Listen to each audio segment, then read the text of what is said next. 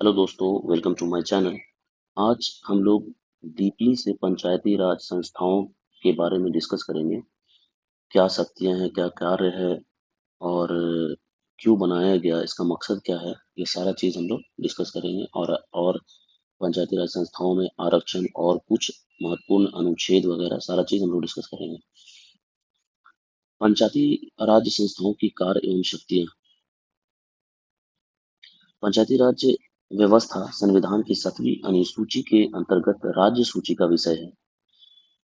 अतः पंचायतों की स्वायत्तता, शक्तियों, प्राधिकार आदि का नियमन राज्य विधानमंडल द्वारा 73वें संविधान संशोधन अधिनियम एवं स्वायत्त शासन की विस्तार की रूपरेखा में को ध्यान में रखकर किया जाता है। राज्य सूची का विषय है तो राज्य सरकार का अधिकार उस पे होता है। इसीलिए राज्य विधानमंडल 73वें संविधान संशोधन अधिनियम एवं स्वायत्त शासन के विस्तार की रूपरेखा को ध्यान में रखकर पंचायतों की स्वायत्तता, शक्तियों एवं प्राधिकार का नियमन करेगा। बिहार राज्य विधानमंडल द्वारा पंचायती राज संस्था के सशक्तिकरण हेतु पंचायती राज अधिनियम 2006 के तहत कई प्रभावी कदम उठाए गए, जिसका सकारात्मक प्रभाव पिछले 2 दशकों में पंचायती राज संस्थाओं के सुदृढ़ीकरण के साथ साथ सामाजिक, आर्थिक एवं राजनीतिक विकास पर पड़ा है। बलवंत राय मेहता समिति की अनुशंसा से भारतीय संविधान के नीति निर्देशक तत्व एवं गांधीवादी मूल्यों के अनुरूप भारत में पंचायती राज व्यवस्था का शुभारंभ 2 अक्टूबर 1959 को राजस्थान के नागौर जिला से हुआ। बलवंत राय मेहता समिति का गठन जनवरी 1957 में किया जाता है, जिसकी रिपोर्ट आती है नवंबर 1957 में।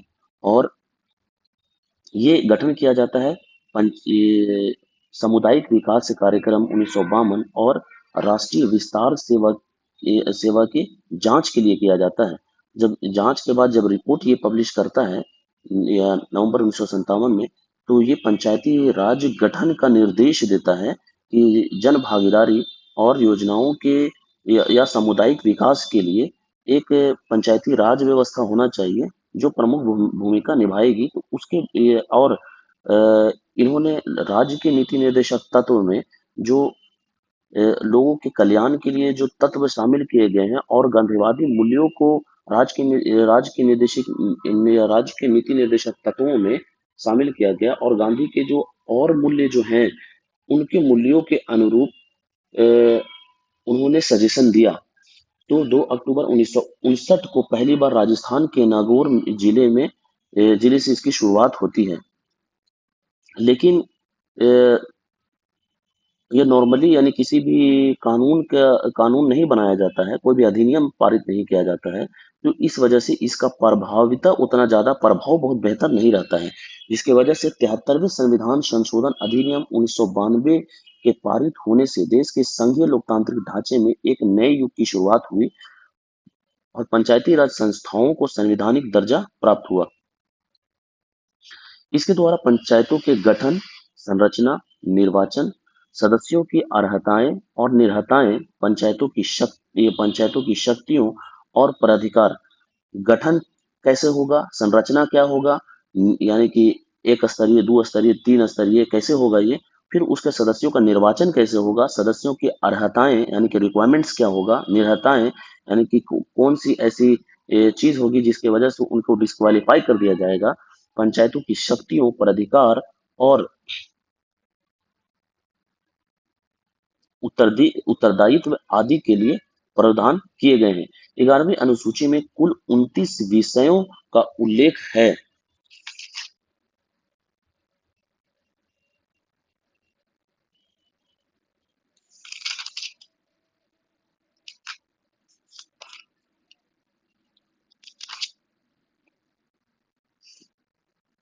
जैसे कि हम लोगों ने डिस्कस किया कि 11वीं अनुसूची में कुल 29 विषयों का उल्लेख है जिन पर पंचायतों की विधि बनाने की शक्ति प्राप्त है। इस आधार पर पंचायतों के मुख्य कार्य एवं शक्तियों को निम्न रूप में देख सकते हैं। इसका प्रमुख लक्ष्य ग्राम वासियों में शक्तियों का विकेंद्रीकरण कर उन्हें विकास मूलक प्रशासन में भागीदारी के योग्य बनाना एवं ग्राम वासियों को सामाजिक एवं आर्थिक न्याय प्रदान करना है। जब 73वें संविधान संशोधन का अमेंडमेंट किया गया तो उस संविधान में 11वीं अनुसूची ऐड किया गया कि 11वीं अनुसूची में यानी कि पंचायतों का क्या कार्य होगा, उससे रिलेटेड 29 विषय उसमें डाले गए कि आपका ये सिलेबस है, इस पे आप काम करेंगे पंचायती राज व्यवस्था के लिए, जिन पर पंचायतों को विधि बनाने की शक्ति प्रदान की गई। तो इसके आधार पर पंचायतों के मुख्य कार्य एवं शक्तियां क्या थी? तो सबसे पहला जो इसका उद्देश्य था कि एक लोकतांत्रिक विकेंद्रीकरण के माध्यम से जो जमीनी स्तर पे जो ये गांव गांव के स्तर पे जो लोग हैं, उनका भागीदारी यहाँ पे सुनिश्चित हो, और वो अपना खुद से सामाजिक एवं आर्थिक न्याय खुद से वो कर सके। इसलिए इस भागीदारी सुनिश्चित करने का प्रयास किया गया। ग्राम पंचायत अपने क्षेत्र के विकास के लिए वार्षिक योजनाएं एवं बजट को तैयार करती है। वो खुद अपने वार्षिक योजनाएं एवं बजट को तैयार करती है। लोक संपत्ति से उसका कार्य क्या है? लोक संपत्ति से अतिक्रमण हटाना, प्राकृतिक संकट में सहायता करना लोगों का, और स्वैच्छिक श्रमिकों का गठन करना, और सामुदायिक कार्यों में सहयोग करना, गांव के अनिवार्य आंकड़ों का संरक्षण करना। और जैसे कि ये अब सरकार को पता कैसे चलेगा कि वहाँ पे क्या ये मामला चल रहा है, वहाँ पे कितने लोग हैं, वहाँ पे विकास का, शिक्षा का क्या आंकड़ा है, क्या डाटा है, लोग किस कार्य में लगे हुए हैं, यानी कि ये खेती में लगे हुए हैं, या ये किसी नौकरी में लगे हुए हैं, इसका आंकड़ा सारा चीज का वो ब्यौरा प्रस्तुत करती है। केंद्र एवं राज्य सरकार की प्रमुख सामाजिक एवं आर्थिक योजनाओं के क्रियान्वयन में सहायता करता है, और पंचायतों के अनुच्छेद 243 छह के तहत वर्णित विषयों पर कर लगाने एवं संग्रहित करने का अधिकार प्राप्त है। आर्टिकल 243 छह के तहत वर्णित विषयों पर कर लगाने एवं संग्रहित यानी उसको जमा करने का अधिकार प्राप्त है।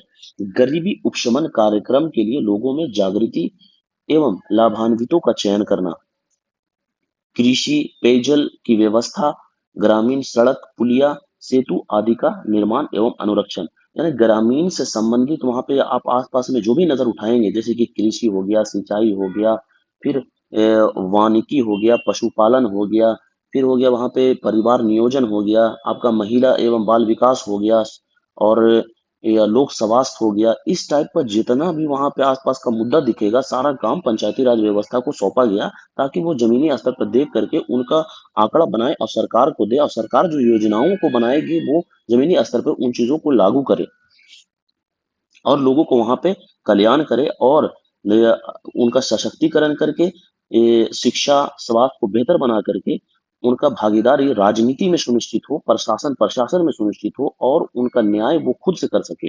ये तमाम उद्देश्य थे पंचायती राज व्यवस्था का। पंचायती राज संस्थाओं की स्वायत्तता एवं निगरानी की परीक्षण। संविधान के अनुसार अनुसार पंचायती राज व्यवस्था की शक्तियां और अधिकार एवं निगरानी के संबंध में निर्णय लेने की शक्ति राज्य विधानमंडल को है। 73वें संविधान संशोधन अधिनियम के अंतर्गत राज्य वित्त आयोग 243 आई एवं राज्य निर्वाचन आयोग 243 के का गठन किया गया। यानी राज्य विधानमंडल को इसका अधिकार प्रदान किया गया कि पंचायती राज व्यवस्था की शक्तियां क्या होगी, उसके अधिकार या परिधिकार एवं क्या होगा, और उसको निगरानी कैसे किया जाएगा, उसको या विनियमन कैसे किया जाएगा, इसका अधिकार दिया गया राज्य विधानमंडल को। और कहा गया कि उसका चुनाव का जो है संचालन कैसे होगा, तो उसका गठन किया गया राज्य निर्वाचन आयोग का 243 के तहत। और उसको या वित्तीय सपोर्ट कैसे मिलेगा, तो उसके लिए राज्य वित्त आयोग का गठन किया गया 243 आई के तहत, 243 आई और 243 के का गठन किया गया। इसने पंचायती राज संस्थाओं के स्वायत्तता एवं प्राधिकार के संबंध में महत्वपूर्ण भूमिका का निर्वाह किया। किंतु समय के साथ साथ वर्तमान में पंचायती राज संस्थाओं की स्वायत्तता एवं प्राधिकार संबंधी निम्न समस्याएं उत्पन्न हुई, जो कई राज्यों सहित बिहार में भी मौजूद है।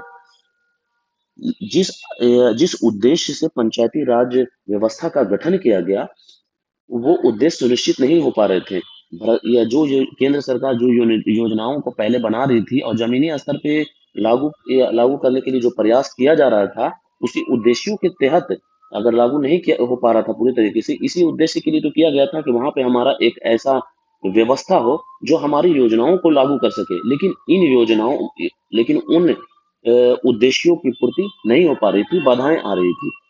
राज्य वित्त आयोग के गठन के बावजूद पंचायतों को वित्तीय स्वायत्तता का अभाव है। वित्त के लिए राज्य पर निर्भरता, राजस्व के सीमित स्रोत हैं, मांगों के अनुदान की धीमी प्रक्रिया है, कुप्रबंधन एवं भ्रष्टाचार इस संबंध में प्रमुख समस्या है। इस संबंध में राजनीतिक हस्तक्षेप एक प्रमुख समस्या है, जहां अन्य स्तरों पर निर्वाचित अधिकारियों के विपरीत सरपंचों को पद अवधि के दौरान बर्खास्त कर दिया जा सकता है। तेलंगाना में हाल ही के वर्षों में 100 से अधिक सरपंचों को बर्खास्त किया गया है। साथ ही नौकरशाही एवं स्थानीय नेताओं का हस्तक्षेप इस संबंध में मुख्य समस्या है। पंचायतों की बैठकों एवं निर्णयों लेने की प्रक्रिया में प्रायः नागरिकों की भागीदारी कम होती है। हम जब गांव स्तर पे देखते हैं तो जो गिने चुने गांव के लोग जो वर्चस्व जो रखते हैं वही पंचायतों की बैठकों में भाग लेते हैं और निर्णय भी उनका होता है। लेकिन जो उद्देश्य था कि पूरे तमाम लोगों की जन भागीदारी हो और वो अपनी समस्याओं को बताए और उनका समाधान किया जा सके, लेकिन ये अभी तक जमीनी स्तर पर लागू नहीं हो पाया है। कई पंचायतों में भ्रष्टाचार एक प्रमुख समस्या है, जहां धन और संसाधनों का दुरुपयोग या गबन किया जाता है। महिलाओं एवं वंचित समूहों को पंचायत में कम प्रतिनिधित्व प्राप्त होता है तथा उन्हें भागीदारी और निर्णयन के मामले में भेदभाव का सामना करना पड़ता है। जब आम आदमी वहां पे पुरुष जो है, जो गरीब है, वही पंचायतों की जो मीटिंग्स होते हैं उसमें भाग नहीं ले पाते, तो महिलाओं और वंचित समूह जो पिछड़े हैं, जिनका जो हम कहते हैं दलित कहते हैं, मांझी कहते हैं, वो बेचारे कहाँ से इसमें बैठ पाएंगे। संवैधानिक प्रावधान एवं राज्य विधानमंडल द्वारा इस संबंध में अनेक प्रभावी कदम उठाए जाने के बावजूद जमीनी एवं व्यवहारिक स्तर पर कई सुधारों की आवश्यकता है। पंचायती राज संस्थाओं के उद्देश्य एवं विशेषताएं। बलवंत राय मेहता समिति के अनुशंसा से भारतीय संविधान के नीति निर्देशक तत्व एवं गांधीवादी मूल्यों के अनुरूप भारत में पंचायती राज व्यवस्था का शुभ आरंभ 2 अक्टूबर 1959 को राजस्थान के नागौर जिले से हुआ। 73वें संविधान संशोधन अधिनियम 1992 के पारित होने से देश के संघीय लोकतांत्रिक ढांचे में एक युग की शुरुआत हुई और पंचायती राज संस्थाओं को संवैधानिक दर्जा प्राप्त हुआ। फिर वही बात को दोहराता है कि जो उद्देश्य था नीति निर्देशक तत्व का और गांधीवादी मूल्यों का उद्देश्य क्या था कि अगर भारत को विकसित करना है तो गांवों को ही विकसित करना होगा, तभी भारत का विकास हो सकता है। उसी के उद्देश्य के लिए 73वें संविधान संशोधन अधिनियम 1992 पारित किया जाता है, जो पहले केंद्र एवं ये यानी कि केंद्र सरकार और राज्य सरकार होता था। उसके बाद एक तीसरा पिलर हमारा शुरू होता है, जो कि संघीय लोकतांत्रिक ढांचे में एक नई युग की शुरुआत होती है और पंचायती राज संस्थाओं को संवैधानिक दर्जा प्राप्त होता है। इसके द्वारा पंचायतों के गठन, संरचना, निर्वाचन, सदस्यों की अर्हताएं एवं निरहताएं, पंचायतों की शक्तियां, प्राधिकार और उत्तरदायित्व आदि के लिए प्रावधान किए गए हैं। अपनी इन्हीं प्रावधानों के माध्यम से लोकतांत्रिक विकेंद्रीकरण का उद्देश्य को प्राप्त करने में पंचायती राज संस्थाएं अपनी अहम भूमिका का निर्वाह कर रहे हैं। जो शक्तियां प्रदान की गई है उन्हीं के आधार पर पंचायती राज संस्थाएं आज अहम भूमिका निभा रही है।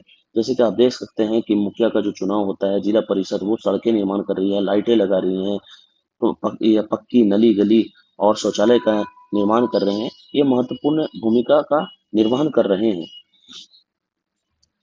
पंचायती राज संस्थाओं का उद्देश्य क्या है? स्थानीय स्वशासन से हमारा आशय शासन की उस प्रणाली से है जो निचले स्तर पर लोगों को भागीदार बनाकर लोकतांत्रिक विकेंद्रीकरण या लोकतांत्रिक विकेंद्रीकरण को सुनिश्चित किया जाता है तथा लोगों को अपनी समस्याएं स्वयं हल करने के लिए सक्षम बनाया जाता है। इसी के तहत देश में पंचायती राज व्यवस्था का शुभ आरंभ 2 अक्टूबर 1959 को राजस्थान के नागौर जिले से निम्न उद्देश्यों की पूर्ति के लिए शुरू किया गया था। ये उद्देश्य क्या थे, ये देखिए। पहला है, सबसे बड़ा उद्देश्य कि पहले जो केंद्र अगर मान लीजिए कि दिल्ली में बैठा हुआ है तो उसको योजनाओं को जमीनी स्तर पर लागू कैसे किया जाए। कोई भी उसका अगर अधिकारी नहीं होगा, उसका कोई भी नीचे का आदमी नहीं होगा तो काम कैसे होगा। इसीलिए केंद्र एवं राज्य प्रायोजित कल्याणकारी योजनाओं को धरातल पे लागू करने में वो मदद करे। सबसे पहला उद्देश्य ये हुआ। फिर दूसरा उद्देश्य कि लागू करके क्या फायदा होगा, तो स्थानीय समस्याओं, यहाँ पे देखिए, ये स्थानीय समस्याओं को स्थानीय लोगों द्वारा समाधान करना। यानी कि जो योजनाएं सरकार बना रही है, वो योजनाएं इस उद्देश्य से तो बनाई जा रही है कि स्थानीय जो लोग हैं, भारत के जो लोग हैं, उसके समस्याओं का समाधान किया जाए। लेकिन वो कैसे, कि वहीं के लोग समस्याओं को जानते हैं और वहीं पे उसको शॉर्ट आउट किया जाए, स्थानीय समस्याओं का स्थानीय लोगों द्वारा समाधान किया जाए। फिर तीसरा यहाँ पे गांवों के समग्र गांवों के समग्र एवं समन्वित विकास को बढ़ावा मिले। अगर समस्याओं का हल हो जाएगा तो गांवों का समग्र एवं समन्वित विकास का, समन्वित मतलब समान तरीके से सबका बढ़ावा मिलेगा। फिर उसके बाद में चौथा यहाँ पे स्थानीय स्तर पर राजनीतिक समझ एवं जागरूकता को बढ़ाना। यानी कि अगर समस्याओं का समाधान हो जाएगा, सभी का विकास सुनिश्चित होगा, तो उसके बाद में राजनीतिक समझ एवं जागरूकता को बढ़ावा मिलेगा। जैसे हम गांवों में देखते हैं कि जो लोग साधन संपन्न होते हैं, अक्सर वही लोग राजनीति में भागीदारी अपना सुनिश्चित करते हैं। तो ये समझ सकते हैं कि जो लोग अपनी समस्याओं से उबरे हुए होते हैं, वही इन चीजों में दिलचस्पी ही लेते हैं, वरना गरीबों को मौका कहाँ कि अपने घर के समस्याओं को सुलझाए या फिर राजनीतिक में अपना इंटरेस्ट जगाए। तो ये चार चीजें हो गई। और पांचवा चीज जो है, स्थानीय एवं युवा राजनीतिक प्रतिभा को मौका मिले। युवा लोग अक्सर जानते हैं कि हमारे यहाँ मसला प्रॉब्लम्स क्या चल रहे हैं, तो उसको स्थानीय स्तर पे उनकी राजनीतिक भागीदारी सुनिश्चित हो। तो स्थानीय एवं युवा राजनीतिक प्रतिभा को मौका मिलना। फिर छठा है, जब ये चीज हो गया, अगर युवा भी, ये आप देख रहे हैं कि जो मुखिया बनते हैं, जो पुरुष मुखिया बनते हैं, वो अपने वाइफ को भी बनाते हैं, क्योंकि वो जानते हैं कि इससे हमारा फायदा क्या है। एससी एसटी महिलाओं एवं पिछड़े वर्गों को पर्याप्त प्रतिनिधित्व मिलना। जनजाति जो है, एससी एसटी हैं, महिलाएं जो हैं और पिछड़े वर्ग जो है, उनको भी पर्याप्त प्रतिनिधित्व मिले, उनके भी समस्याओं का समाधान हो। अगर उनके प्रतिनिधि भी सिलेक्ट होकर के आएंगे, तो वो अपने, मान लो कि मांझी है, तो अगर उनके प्रतिनिधि आते हैं तो वो अपने समुदाय के परेशानियों को जानते हैं कि हमको हल कैसे करना है। फिर उसके बाद में आपका ये चीज हो गया। फिर यहाँ पे हम तीन, का खा गा ये अलग किए हैं कि फिर अगर ये चीज हो जाता है, उनकी भागीदारी सुनिश्चित हो जाती है, तो महिलाओं, बच्चों और वंचित समूहों के सामाजिक एवं स्वास्थ्य संबंधी कार्यों को संपादित करना। अगर उनकी भागीदारी सुनिश्चित हो जाती है, तो फिर महिलाओं, बच्चों और वंचित समूहों के सामाजिक एवं स्वास्थ्य संबंधी कार्यों को संपादित करना। ये जो सारे चीज हो जाएंगे, तो फिर उनके सामाजिक स्थिति के स्वास्थ्य पे हम लोग ये वहां पे कार्य करने का उद्देश्य रहेगा। अच्छा, उस उनके लिए फिर वित्तीय, जब उनको सशक्तिकरण कर देंगे, जब उनका स्वास्थ्य शिक्षा बेहतर करने का जो मेन उद्देश्य है, यानी कि पैसा पैसा कहाँ से आएगा, तो इसके लिए क्या है कि पशुपालन, कुक्कुट पालन, कुटीर एवं हस्तशिल्प आदि को प्रोत्साहन देकर रोजगार को बढ़ाना। आप देख रहे होंगे सरकार तालाब के लिए, मछली पालन के लिए, मुर्गी पालन के लिए लोन देती है सस्ते दरों पे। तो ये उद्देश्य है कि लोग सशक्त हो, मजबूत हो।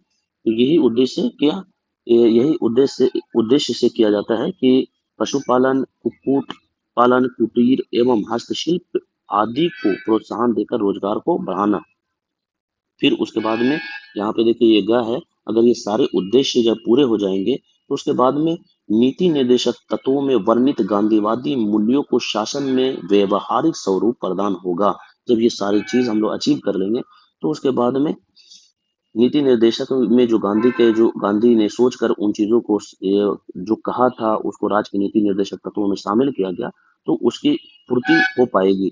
फाइनल क्या होगा, लोकतांत्रिक विकेंद्रीकरण को मूर्त रूप प्रदान होगा। यानी कि जो उद्देश्य था 73वें संविधान संशोधन का, वो सुनिश्चित हो पाएगा। फिर उसके बाद में पंचायती राज संस्थाओं की विशेषताएं क्या है। शासन की त्रिस्तरीय प्रणाली, पंचायती राज के अंतर्गत त्रिस्तरीय शासन प्रणाली को अपनाया गया है। ग्राम स्तर पर पंचायत, मध्यवर्ती स्तर पर यानी प्रखंड स्तर पर पंचायत समिति, ग्राम स्तर पर पंचायत रहेगा, और मध्यवर्ती स्तर पर यानी प्रखंड स्तर पर, ब्लॉक स्तर पर पंचायत समिति होगा और जिला स्तर पर जिला परिषद का गठन किया जाएगा। त्रिस्तरीय होगा, ग्राम स्तर पर पंचायत होगा, मध्यवर्ती स्तर पर यानी प्रखंड या ब्लॉक स्तर पर तुम्हारा पंचायत समिति होगा एवं जिला स्तर पर जिला परिषद का गठन किया गया है। लेकिन जो मध्यवर्ती स्तर पर प्रखंड है, अगर मान लो कि जहाँ की जनसंख्या 20 लाख से कम है, तो वहां पे मध्यवर्ती स्तर यानी ब्लॉक स्तर पे पंचायत समिति का गठन का अनिवार्यता नहीं होगा। फिर उसके बाद ग्राम सभा, पंचायती राज व्यवस्था में निम्न स्तर पर ग्राम सभा होती है। ग्राम सभा को संवैधानिक मान्यता देते हुए अनुच्छेद 243 का में ग्राम सभा की शक्तियों एवं कार्यों का वर्णन किया गया है। ग्राम सभा में वे सदस्य शामिल होते हैं जो गांव का जो वयस्क युवा होता है, जिनका मत देने का अधिकार होता है, जिसका नाम निर्वाचक सूची में शामिल होता है, वो इसके मेंबर होते हैं और इसके मीटिंग्स में भाग लेने का उन्हें अधिकार होता है। तो 243 का में ग्राम सभा के बारे में और शक्तियों एवं कार्यों का वर्णन किया गया है। पंचायतों की संरचना कैसी होगी? अनुच्छेद 243 गा या C1 के अधीन राज्य विधानमंडल को विधि उपबंध करने का शक्ति प्रदान किया गया है। पंचायतों की संरचना कैसी होगी, इस बारे में अनुच्छेद 243 गा 1 के अधीन राज्य विधानमंडल को विधि उपबंध करने या बनाने का शक्ति प्रदान किया गया है, परंतु कुछ लिमिटेशंस है। परंतु किसी भी स्तर पर पंचायत के प्रादेशिक क्षेत्र की जनसंख्या किसी भी स्तर पर यानी कि ग्राम स्तर पर या मध्यवर्ती स्तर पर या जिला स्तर पर किसी भी स्तर पर पंचायत के प्रादेशिक क्षेत्र की जनसंख्या उस पंचायत में निर्वाचन द्वारा भरे जाने वाले स्थानों की संख्या के बीच अनुपात समस्त राज्यों में यथासंभव एक ही होगा। इसका कहने का उद्देश्य है कि किसी भी पंचायत में जो जनसंख्या है, यानी कि मान लो कि 10 लाख पे अगर एक सीट हम बना देते हैं और एक जो क्षेत्र है, प्रादेशिक क्षेत्र है, उसमें जनसंख्या बहुत ज्यादा है, एक जो प्रादेशिक या पंचायत क्षेत्र है उसमें जनसंख्या कम है, तो उस पंचायत क्षेत्र में बहुत ज्यादा हो जाएगा ये, यानी कि कैंडिडेट ज्यादा हो जाएंगे। अगर ये 10 लाख के बजाय 5 लाख में कहीं पे सिलेक्ट कर दिया जाता है, कहीं पे ज्यादा में कर दिया जाता है, और तो इससे क्या होगा कि हर ये जो पंचायत में सीटों का जो है ये अनुपात जो होगा अलग अलग हो जाएगा। इसलिए ये भिन्नता ना आए, इसलिए कहा गया है कि ऐसी पंचायत में निर्वाचन द्वारा भरी जाने वाले स्थानों की संख्या का अनुपात समस्त राज्यों में यथासंभव एक ही होगा। अगर 10 लाख में वहां भी एक कैंडिडेट है तो अगले में भी 10 लाख में एक कैंडिडेट होना चाहिए, ताकि जनसंख्या के अनुपात में सभी पंचायत के प्रादेशिक क्षेत्र समान हो। पंचायतों में आरक्षण, पंचायती राज व्यवस्था में समाज के कमजोर वर्गों को पर्याप्त प्रतिनिधित्व दिया गया है। इसमें जहां महिलाओं को एक तिहाई आरक्षण दिया गया है, वहीं अनुसूचित जातियों एवं जनजातियों को भी उनकी जनसंख्या के अनुपात में आरक्षण दिया गया है। एक तो महिलाओं को एक तिहाई सीधा आरक्षण दे दिया गया, लेकिन SC ST को उनकी जनसंख्या के अनुपात में आरक्षण दिया गया है, जनसंख्या के अनुपात में। पुनः अन्य पिछड़े वर्गों को आरक्षण देने के लिए राज्य विधानमंडल को अधिग्रहित किया गया है। अगर महिलाओं और SC ST जो पिछड़े हुए हैं, उनके बावजूद भी अगर कोई पिछड़े वर्ग खड़े होते हैं, मान लो इनका उत्थान हो जाता है और नया वर्ग का सृजन होता है जो गरीब रह जाते हैं, अगर उनका आरक्षण कैसे देना है, तो उस संबंध में शक्ति जो प्रदान किया गया है राज्य विधानमंडल को दिया गया है। गौरतलब है कि बिहार विधानमंडल ने पंचायत अधिनियम 2006 पारित कर महिलाओं को 50% आरक्षण प्रदान किया है तथा आरक्षण में रोस्टर विधि को प्रभावी बनाया है। तो महिलाओं को अब जो है पंचायत अधिनियम 2006 के तहत 50% आरक्षण दिया गया है, क्योंकि इनके नजर में महिलाएं सबसे ज्यादा पिछड़ी हुई थी, इसीलिए उसको सशक्त बनाया जाए और सशक्त बना करके अब पुरुषों का कुटैया किया जाए। और आरक्षण में रोस्टर विधि, यानी कि आप देखते होंगे कि गांवों में क्या होता है, कभी मांझी को दे दिया जाता है, कभी जनरल को दे दिया जाता है, कभी इधर उधर चेंज किया जाता है। नियमित चुनाव, सभी स्तर के पंचायतों के सभी सदस्यों का चुनाव वयस्क मतदाताओं द्वारा प्रत्येक 5 वर्ष बाद होता है। यानी कि सभी स्तरों का जो चुनाव होगा प्रत्येक 5 वर्ष बाद वयस्क मतदाताओं द्वारा किया जाएगा। ग्राम पंचायत के अध्यक्ष बिहार में मुखिया पद का चुनाव प्रत्यक्ष रूप से तथा मध्यवर्ती तथा जिला स्तर पर अध्यक्ष का चुनाव अप्रत्यक्ष रूप से मतदान द्वारा होता है। यानी कि ये ग्राम स्तर पे अध्यक्ष का चुनाव यानी मुखिया का चुनाव हम लोग डायरेक्ट तरीके से देते हैं, लेकिन हम लोग ये नहीं जानते हैं कि मध्यवर्ती स्तर पर ब्लॉक स्तर पे हमारा अध्यक्ष कौन है और जिला स्तर पे हमारा अध्यक्ष कौन है। हम इसलिए नहीं जानते क्योंकि हम उसका चुनाव सीधा सीधी नहीं करते हैं। लेकिन जो लोग राजनीति में इंटरेस्ट लेते हैं वो जानते हैं कि किसका चुनाव चला और कौन इसका अध्यक्ष बना, लेकिन आम लोगों को पता नहीं चल पाता है क्योंकि अप्रत्यक्ष रूप से इसका चुनाव होता है अध्यक्षों का।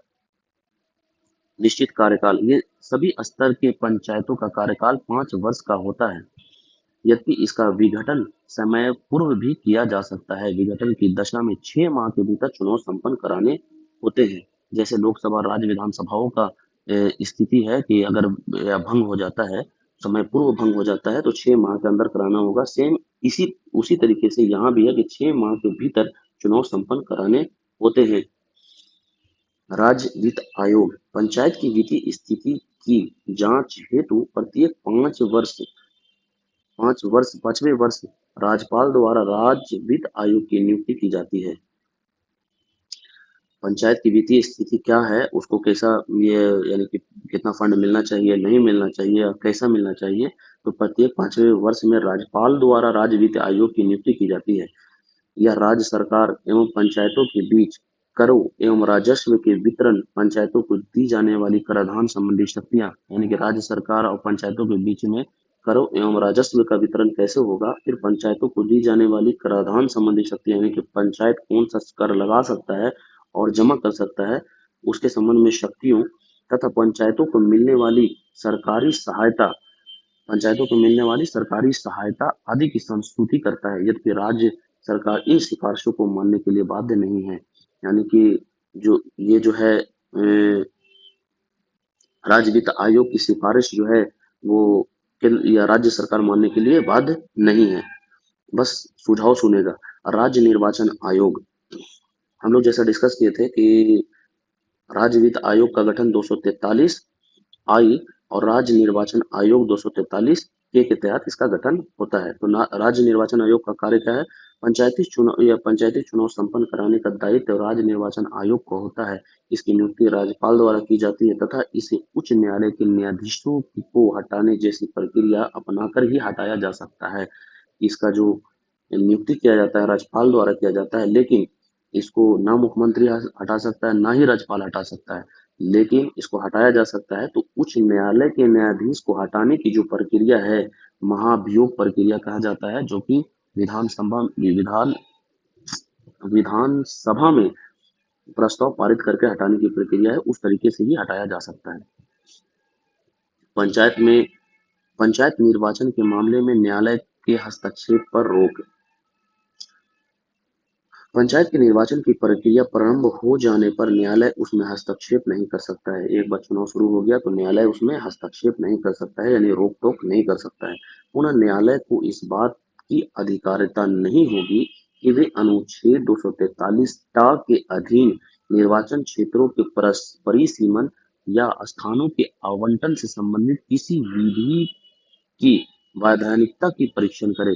यानी एक बार अगर चुनाव शुरू हो गया तो न्यायालय ये बहाना नहीं कर सकता कि वहां पे निर्वाचन क्षेत्रों में जो परिसीमन का जो सिस्टम है या स्थानों का आवंटन है या सीटों का या कुछ भी बहाना बना करके किसी भी विधि की वैधानिकता की परीक्षण करने के बहाने से चुनाव के प्रोसेस को प्रक्रिया को रोक नहीं सकती। किसमें कहा गया है, अनुच्छेद 243 टा निर्वाचन क्षेत्रों के परिसीमन या स्थानों के आवंटन से संबंधित किसी भी विधि की वैधानिकता की परीक्षण करने के बहाने से रोक नहीं सकता। पंचायतों के कार्य क्या होंगे, 73वें संविधान संशोधन द्वारा संविधान की 11वीं अनुसूची जोड़ी गई और इसके तहत पंचायतों के लिए 29 विषयों की सूची की व्यवस्था की गई। ये विषय हैं कृषि विस्तार, भूमि सुधार एवं मृदा संरक्षण, लघु सिंचाई एवं जल प्रबंधन, पशुपालन, मत्स्य उद्योग, सामाजिक वानिकी और वनो उद्योग, खादी, ग्राम एवं कुटीर उद्योग, लघु उद्योग, ग्रामीण आवास, पेयजल, ईंधन एवं चारा, सड़कें, पुलिया, नौकाघाट आदि, ग्रामीण विद्युतीकरण, गैर परंपरागत ऊर्जा, शिक्षा, प्रौढ़ एवं अनौपचारिक शिक्षा, सांस्कृतिक क्रियाकलाप, बाजार एवं मेले, परिवार कल्याण, महिला एवं बाल विकास, लोक वितरण प्रणाली, कमजोर वर्गों का कल्याण। यानी कि गांव स्तर पे जो भी मुद्दा आपको दिख रहा है, या खेत में है, मिट्टी है, आपको सिंचाई हो गया, फिर वन हो गया, और कृषि के अलाइड जो सेक्टर हो गए हैं, जैसे कि पशुपालन, मत्स्य उद्योग, सामाजिक वानिकी, वनो उद्योग, ये सारे जो कृषि में ही काउंट आते हैं, ये सारे चीज। फिर ग्राम एवं कुटीर उद्योग, जो गांवों को ये बढ़ाने के लिए एक अलग रोजगार कर ये सृजन करता है, जो कि कृषि से ही जुड़ा हुआ है इन चीजों को। और फिर आपका ऊर्जा हो गया, नौका घाट हो गया, चारा हो गया, सड़क हो गया, आपका परिवार कल्याण, महिला एवं बाल विकास, सारा चीज इसमें आता है 29 विषय में। यानी इस टाइप का अगर याद ना रहे तो ये सारी चीज आप सोच के डाल सकते हैं। पंचायतों का कर एवं वित्तीय स्रोत। राज्य विधानमंडल कानून बनाकर पंचायतों के स्थानीय कर लगाने, उन्हें वसूल करने तथा उनसे प्राप्त धन को खर्च करने का अधिकार दे सकता है। यानी कि राज्य विधानमंडल को यह अधिकार प्राप्त है कि पंचायत कौन सा कर लगा सकता है, वसूल कर सकता है और कैसे खर्च कर सकता है। यह अधिकार राज्य विधानमंडल पंचायतों को दे सकता है। पुनः राज्य सरकार द्वारा संग्रह किए गए कर, शुल्क आदि के कुछ हिस्सा पंचायतों को दिए जा सकते हैं। एक तो उधर मिल गया कि खुद लगा सकते हैं, फिर दूसरा ये है कि ये राज्य सरकार द्वारा जो कर और शुल्क जो लिए गए हैं, उनमें से उनका पंचायतों का अधिकार, ये पंचायतों को भी अधिकार है। इसके अतिरिक्त राज्य की संचित निधि में से पंचायतों को सहायता अनुदान भी किया जा सकता है। ये 3 जगह से उसको वित्तीय स्रोत है पंचायतों के लिए। पंचायती राज संस्थाओं ने बिहार से पूरे देश में राजनीतिक आर्थिक विकेंद्रीकरण की जिस प्रक्रिया को आगे बढ़ाया है, वह समावेशी विकास एवं सामाजिक सशक्तिकरण की पृष्ठभूमि तैयार कर रहा है। समावेशी विकास मतलब क्या? सभी का शासन में भागीदारी हो, सब मिल करके, सभी का सब मिल करके विकास की प्रक्रिया में भागीदार दे, हर वर्ग दे। इसी को समावेशी विकास कहते हैं। एवं सामाजिक सशक्तिकरण की पृष्ठभूमि तैयार कर रही है। वर्तमान में पंचायती राज संस्थाओं के संबंध में आ रही बाधा को दूर किया जाना चाहिए, ताकि यह संस्था शासन में जन सहभागिता को बढ़ाते हुए स्थानीय लोगों के समुचित विकास में अपनी समर्थकारी भूमिका का निर्वाह कर सके। यानी जो भी चुनौतियां को, या जिस उद्देश्य के लिए जो पंचायती राज को बनाया गया, अगर वही चुनौतियों का सामना करना पड़े, यानी कि या वित्तीय स्रोत का सामना करना पड़े, यानी सरकारों से बार बार उसको मांग मांग करके काम करना पड़े, और फिर उसके बाद में ये भ्रष्टाचार वगैरह जो है, उन चीजों का सामना करना पड़े, तो फिर जो उद्देश्य था वो सुनिश्चित लोकतांत्रिक विकेंद्रीकरण का उद्देश्य सुनिश्चित नहीं कर पाएंगे। ताकि यह संस्था और जन भागीदारी नहीं हो पाएगी, सामाजिक विकास नहीं हो पाएगा, और समावेशी विकास नहीं हो पाएगा। अगर ये नहीं हो पाएगा तो देश का विकास कैसे होगा? तो इसीलिए ये जरूरत है कि इनका समुचित विकास के लिए समर्थकारी भूमिका का निर्वाह किया जाए। लोकतांत्रिक विकेंद्रीकरण में पंचायती राज की भूमिका क्या है? यह लोकतांत्रिक विकेंद्रीकरण का अर्थ है कि शासन सत्ता को एक स्थान पर केंद्रित करने के बजाय उसे स्थानीय स्तरों पर विभाजित किया जाए। शासन का जो सत्ता है उसको एक स्थान पे केंद्रित करने के बजाय उसको स्थानीय स्तर पर भी विभाजित किया जाए। शासन में सभी की भागीदारी सुनिश्चित हो, ताकि आम आदमी की सत्ता में भागीदारी सुनिश्चित हो सके और वह अपने हितों एवं आवश्यकताओं के अनुरूप शासन का संचालन में अपना योगदान दे सके। यानी कि वो अपने हित के अनुसार, अपनी आवश्यकताओं के अनुसार शासन का संचालन करे और खुद भी योगदान दे। स्वतंत्रता के पश्चात पंचायती राज की स्थापना लोकतांत्रिक विकेंद्रीकरण की अवधारणा को साकार करने के लिए उठाए गए महत्वपूर्ण कदमों में से एक थी। वर्ष 1993 में संविधान के 73वें संशोधन द्वारा पंचायती राज व्यवस्था को संवैधानिक मान्यता मिली थी। 24 अप्रैल 1993 को ये लागू हुआ था, लेकिन पास हुआ था 73वें संविधान संशोधन अधिनियम 1992, लेकिन लागू 93 में हुआ, इसलिए यहाँ पे 93 लिखा है। इसका उद्देश्य देश की करीब 2.5 लाख पंचायतों को अधिक अधिकार प्रदान कर उन्हें सशक्त बनाना था, और यह उम्मीद थी कि ग्राम पंचायतें स्थानीय जरूरतों के अनुसार योजनाएं बनाएंगी और उन्हें लागू करेंगे। स्थानीय, यानी कि जिस उद्देश्य से मैंने कहा, जैसे कि जो स्थानीय जरूरतों के अनुसार योजनाएं बनाई जाएंगी और उसे लागू किया जाएगा। क्योंकि मोदी जो वहां बैठा हुआ है केंद्र में, जो हमारे जो प्रधानमंत्री जो बैठे, उन्हें थोड़ी ना पता है कि स्थानीय जरूरतें क्या है। वो तो विदेशों के भी मामले देख रहे हैं, सारे मामले देख रहे हैं, राज्य पे अलग अलग। तो स्थानीय स्तर पे जो कार्य देखेगी वो कौन देखेगा? पंचायती राज देखेगा। तो उन्हें योजनाएं बनाए और वो लागू करे। इस संदर्भ में लोकतांत्रिक विकेंद्रीकरण तथा ग्रामीण विकास में पंचायती राज संस्था को हम दो भागों में बांट कर देख सकते हैं। एक 1959 से 73वें संविधान संशोधन के लागू होने के पूर्व तक। 1959 में यानी कि 2 अक्टूबर 1959 में जो पंचायती राज राजस्थान के नागौर में जो ये शुरू किया गया, उसके बाद से संवैधानिक जब भूमिका मिली 1993 तक, यानी कि 24 अप्रैल 1993 तक, फिर 73वें संविधान संशोधन लागू होने से आज तक क्या हाल है उसको हम लोग देखेंगे। 1959 में भारत में पंचायती राज व्यवस्था की शुरुआत हुई, पर कुछ कमियों के कारण 73वें संविधान संशोधन के लागू होने के पूर्व तक यह संस्था सैद्धांतिक रूप से ज्यादा प्रचलित थी, यानी सिर्फ सैद्धांतिक रूप से चल रहा था। व्यवहारिक एवं प्रभाव की कसौटियों पर अपने लक्ष्यों को पाने में असफल रही थी। यानी कि 1959 से पंचायती राज की शुरुआत तो हो चुकी थी, लेकिन संवैधानिक या कानूनी रूप नहीं होने की वजह से ये सिर्फ सैद्धांतिक रूप से था कि पंचायती राज कुछ है ऐसा, लेकिन व्यवहारिक अगर प्रभाव की दृष्टि से अगर देखा जाए तो ये अपने लक्ष्यों को प्राप्त करने में असफल रही थी। वित्तीय मदद के लिए पूरी तरह सरकार पर निर्भर थी। राज्य सरकार द्वारा निर्वाचन के आधार पर पंचायतों का गठन को महत्व नहीं दिया गया। राज्य सरकार सोचते थे कि पंचायतों का गठन क्या करना है, हम लोग खुद काम कर लेंगे, पंचायतों का गठन या चुनाव करने की जरूरत नहीं है। कई बार इन्हें भंग कर प्रशासन को पंचायतों का दायित्व सौंपा गया। अगर गठन कर भी दिया गया तो उसे भंग कर जो उसके पंचायतों के जो कार्य थे प्रशासन को दे दिया जाता था। उच्च जातियों, संपन्न वर्ग एवं बाहुबलियों का इस संस्था पे प्रभाव था। जो साधन संपन्न लोग थे, जिनके पास पैसा था, धन था, बाहुबल थे, वो लोग ही इसमें चुनाव लड़ पाते थे। इसीलिए तो महिलाओं और एससी एसटी के लिए आरक्षण का प्रावधान कर दिया गया। समय समय पर गठित अन्य समितियों की सिफारिशों को ध्यान में रखकर तथा मूलतः संथानम समिति की अनुशंसा से 73वें संविधान संशोधन के माध्यम से पंचायती राज संस्थाओं के वैधानिक स्वरूप प्रदान किया गया। साथ ही इस अधिनियम ने पूर्व की कमियों को दूर करते हुए कई महत्वपूर्ण सुधार किए, जिससे वास्तविक अर्थों में लोकतांत्रिक विकेंद्रीकरण की शुरुआत हुई। 73वें संविधान संशोधन के कुछ महत्वपूर्ण उपबंध क्या है कि 3 स्तरों पर पंचायतों का गठन होना चाहिए। एक तो ग्राम स्तर पर ग्राम पंचायत, जो कि मुखिया उसका हेड होता है। फिर दूसरा मध्यवर्ती स्तर पर, ये आप देखें, दूसरा मध्यवर्ती स्तर पर पंचायत समिति, जो प्रखंड पे जो प्रखंड में ब्लॉक स्तर पे बैठता है, पंचायत समिति इसका प्रमुख होता है। फिर अगर जिला स्तर पे देखा जाए तो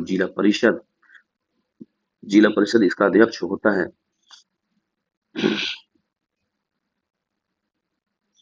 तीनों स्तरों पर पंचायतों का गठन, जिस राज्य की जनसंख्या 20 लाख से कम हो वहां मध्यवर्ती स्तर की पंचायत का गठन आवश्यक नहीं होने का प्रावधान किया गया है। मान लीजिए कोई ऐसा राज्य है जहाँ जनसंख्या बहुत कम है, जैसे सिक्किम में मान ले, या किसी ऐसी जगह में जहाँ जनसंख्या कम है, शायद पता नहीं सिक्किम का जनसंख्या कितना है, 50 लाख या मुझे ध्यान नहीं है अभी।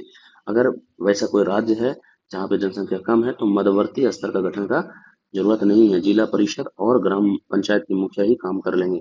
पंचायत चुनाव संचालन के लिए राज्य निर्वाचन आयोग के गठन का बाध्यता, यानी 243 के तहत उनका, यानी कि चुनाव कौन संचालन करेगा, तो राज्य निर्वाचन आयोग का गठन का प्रावधान किया गया। और गठन जब हो जाएगा तो पंचायतों का कार्यकाल क्या होगा, 5 वर्ष तक निश्चित किया गया है। हर 5वें वर्ष वित्त आयोग के गठन, यानी कि गठन तो हो गया लेकिन पैसा कहाँ से आएगा, इसके लिए हर 5वें वर्ष वित्त आयोग के गठन की बाध्यता के साथ पंचायतों को धन आवंटन का प्रावधान किया गया।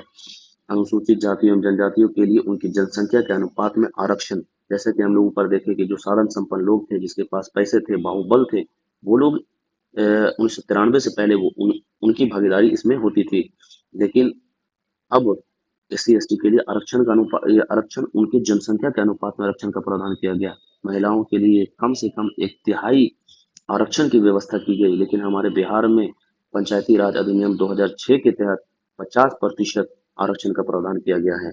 उपरोक्त सभी प्रावधान के कारण आज पूरे देश में पंचायती राज व्यवस्था लोकतांत्रिक विकेंद्रीकरण एवं शासन में जन सहभागिता को मजबूत उदाहरण प्रस्तुत करते हुए ग्रामीण लोगों के राजनीतिक, आर्थिक, सामाजिक विकास में अपना एक महत्वपूर्ण योगदान दे रही है। थैंक यू दोस्तों। हो सकता है कि कुछ कमियां हो, कुछ गलतियां हो, तो उसे नजरअंदाज करके हमारे मकसद को गौर किया जाए। और पढ़ने का उद्देश्य है कि जागरूकता और नैतिक रूप से मूल्यवान होना, अपने कर्तव्यों के बारे में सचेत होना, सबसे बड़ा जो एजुकेशन का मेन मूल जो उद्देश्य है, इंसान को इंसान बनाना, मानवता को मानवता स्वरूप प्रदान करना और सभी को बराबर समझना और सभी का विकास बराबर सुन या सभी का विकास बराबर हो और सब खुश रहे, ये उद्देश्य होना चाहिए। Thank you for watching, subscribe and share.